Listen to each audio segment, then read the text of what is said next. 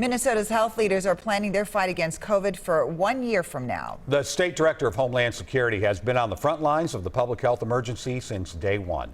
WCCO's Liz Collin sat down with Joe Kelly to reflect on the challenges that remain.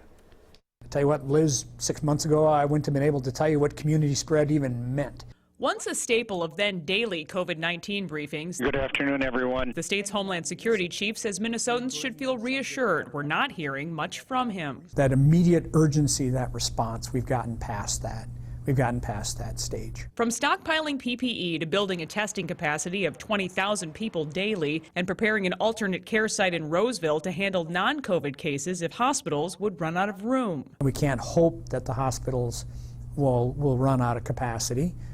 We have to have a plan if they do. It's the same approach to a controversial temporary morgue the state paid nearly $7 million for. Do you think that was a wise purchase at this point? Is it still too early to say? It was a wise decision at the time. It's still too early to say, and I am glad we have it. Back then, a U of M model predicted as many as 44,000 Minnesotans would die in a year from COVID-19. 1,685 people have, and high hospitalization and death numbers from May have fallen since. But Director Kelly says the future is still unclear as scientists still don't fully understand the virus. That's the challenge here, is that the virus has a vote, and we don't know it yet. Kelly believes it's too important to not at least be trying to get kids back into schools this fall where there isn't high community spread, reminding us all of the role we play in the future.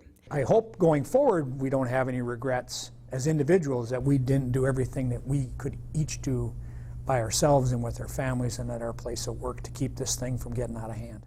In St. Paul, Liz Collin, WCCO 4 News. Director Kelly also talked about the dire need for a new emergency operations center after power outages and sewer problems.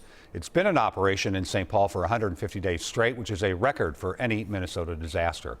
A new building is part of the bonding bill, still awaiting final passage at the state capitol. Kelly has much more to say on the state's response to COVID-19 in our extended version of this interview on WCCO.com. And you can also see it tomorrow on our digital channel, CBSN Minnesota.